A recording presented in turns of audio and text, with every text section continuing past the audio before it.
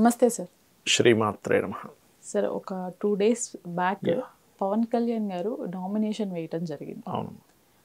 దానికి సంబంధించి ర్యాలీ అసలు హిస్టరీలోనే ఇప్పటి వరకు అంత ర్యాలీ జరగలేదు అనేది ఒక రిపోర్ట్ వచ్చింది. దీన్ని ఎలా చూడాలి సరే, అంటే ఆయన ప్రస్తుతం ఆయన దశ కానివ్వండి, దీన్ని అసలు ఎలా తీసుకోవచ్చు మనం?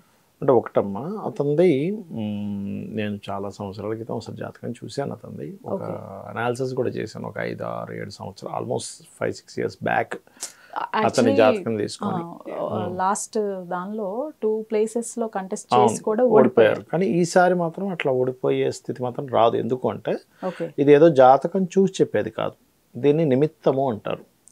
ఇతను నామినేషన్ వేసినప్పుడు వచ్చిన ఆ ర్యాలీ ఇదేదైతే ఉందో అదొక నిమిత్తం అన్నమాట.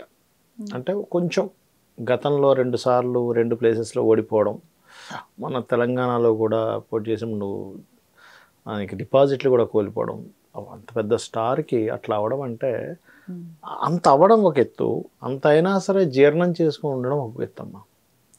మనకు చూడండి, చిన్న చిన్న అవమానాలకే మనం ఏదో అయిపోయిందని డిప్రెస్ అయిపోతూ ఉంటారు. ఇక్కడ ఏంటంటే ఆయన డిపాజిట్లు కోల్పోయాడా, 2 చోట్ల పోటీ చేసి ఓడిపోయాడా అని మనం తీసుకోవడం కాదు. అలా అయినా కూడా మనిషి ఎలా ఉన్నాడు ఈజ్ మోస్ట్ మనం నేర్చుకోవాల్సింది అది. అరే ఆయన ఓడిపోయాడు, అది పోయి ఇది పోయే కాదు, అది నేర్చుకోవాల్సింది కాదు. మన పిల్లలకు కూడా చెప్పాల్సింది అదే. చూసావా అసలు ఒక మనిషికి ఎంత ఇదైపోతున్నా సరే మళ్ళీ నిలబడి ఉన్నాడు, అది ముఖ్యం. అయితే ఏదైతే ఈ ర్యాలీ జరిగిందని మొన్న జరిగింది ఏదైతే జరిగిందో, ప్లస్ జూపిటర్ మారుతున్నాడు ఇప్పుడు కొద్దిగా, అంటే వృషభ రాశిలోకి వస్తున్నాడు. ఆయన జన్మజాతకంలో సన్, నేను అప్పుడు చూసినప్పుడు నాకు గుర్తున్నది ఏంటంటే వృశ్చిక లగ్నం అని చెప్పి ఇచ్చారు నాకు అప్పట్లో వాళ్ళు. ఒకళ్ళు ఇచ్చి నాకు అనాలిసిస్ చేయండి అన్నారు. అంటే ఆ ఛానల్ ఏదైతే ఉందో కంప్లీట్లీ పవన్ కళ్యాణ్ ఫ్యాన్స్ అనమాట, వాళ్ళు కంప్లీట్ పవన్ కళ్యాణ్ ఫ్యాన్స్. అయితే అప్పుడు నేను చెప్పినప్పుడు మాత్రం అప్పుడు చాలా స్పష్టంగా చెప్పాను, అయ్యా మీరు ఫ్యాన్స్ అయినా కానీ ఇప్పట్లో అయితే రాజయోగం పెద్దగా లేని జాతకం ఇది.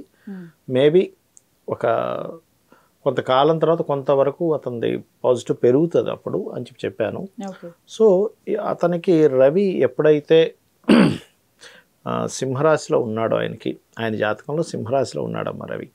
సో సింహరాశిలో ఉన్నప్పుడు ఎప్పుడైనా ఒక గ్రహం తన ఓన్ హౌస్లో ఉన్నప్పుడు అక్కడి నుంచి దశమ స్థానంలో ఏదైనా శుభగ్రహం గోచారంలో ఎంటర్ అయితే ఆ యొక్క తత్వాన్ని ఎంకరేజ్ చేస్తుంది బాగా, అంటే పాజిటివ్ని ఇస్తుంది.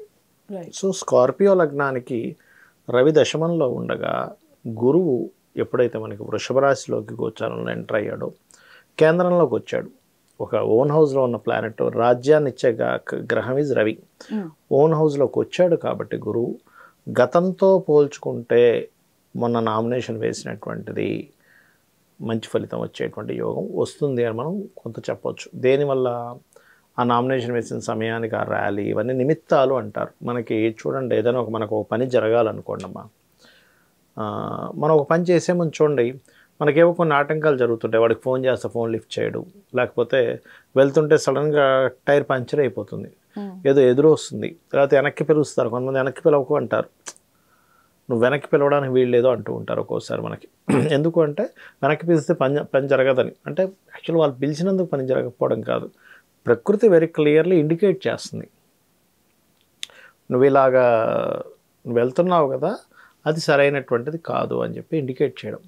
అట్లా అక్కడ ప్రకృతి ఏంటంటే అంత ర్యాలీ రావడము అదంతా ఇండికేషను. ప్లస్ ఈయనకి జూపిటర్ ఎప్పుడైతే మారుతున్నాడో, వృషభంలోకి ఎప్పుడైతే మారుతున్నాడో, ఇది గతంతో పోల్చుకుంటే ఇప్పుడు వచ్చేటువంటి ఎలక్షన్స్ ఏవైతే ఉన్నాయో అంత ఫెయిల్యూర్స్ అవన్నీ కాకుండా విజయం వైపు వెళ్ళేటువంటి ఇవి ఎక్కువగా పెరుగుతాయి ఈయనకి చూసుకుంటే కనుక.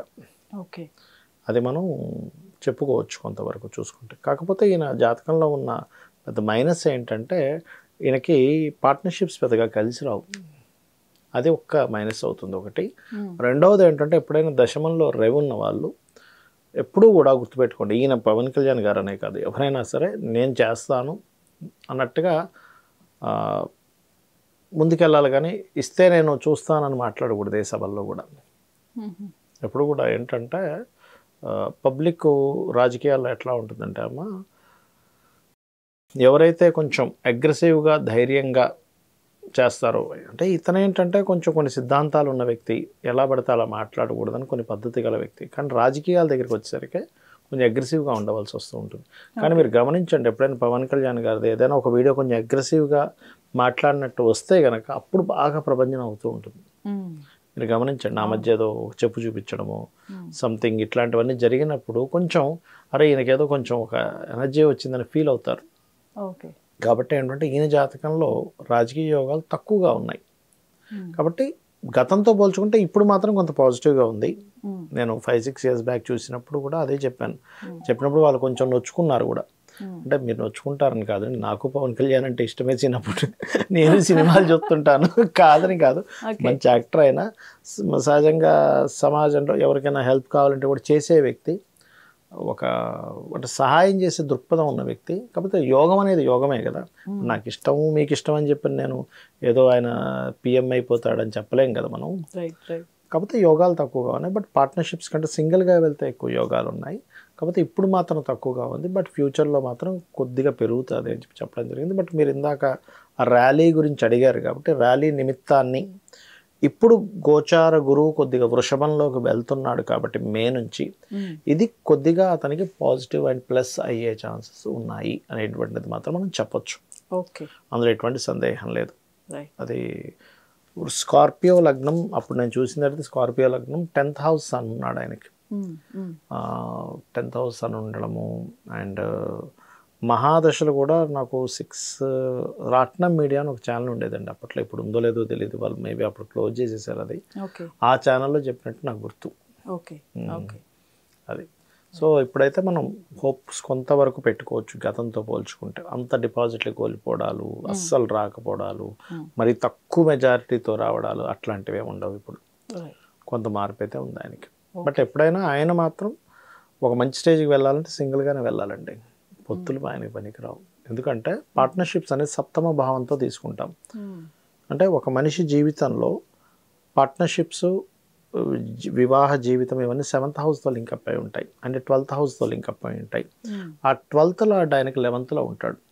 ఆ 11th హౌస్లో ఉన్నాడు శుక్రుడు ఆయనకి.